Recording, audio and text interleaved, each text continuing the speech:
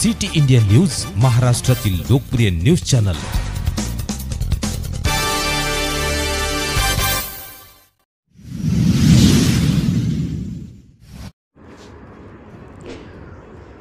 Police constable Rakesh Patil यांच्या कारवाईने जिल्ह्यात खळबळ। वन्य प्राण्यांची शिकार करून मांस घेऊन जाणाऱ्या झडप। मध्य प्रदेश येथील आरोपी ताब्यात। चोपडा ग्रामीण पोलीस स्टेशनच्या कारवाईत काळवीट या वन्य प्राण्यांची शिकार करून मांस विकणारे 2 जण ताब्यात।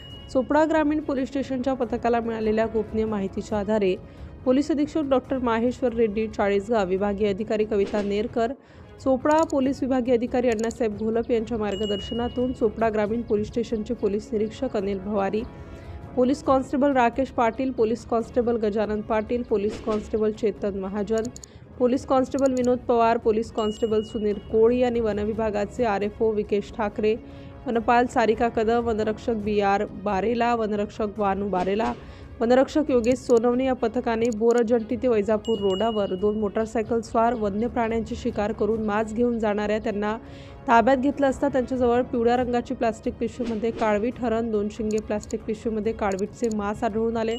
मध्य प्रदेश येथील आरोपी वांगऱ्या फुसल्या बारेला, राहणार टाक्या पाणी, तालुका वर्ला, जिल्हा बडवानी, धुरसिंग वलका बारेला, राहणार वडू, तालुका जिल्हा खरगोन या आरोपी विरोधात वन्य प्राणी संरक्षण कायदा अंतर्गत आरोपी विरुद्ध गुन्हा दाखल करण्यात आला।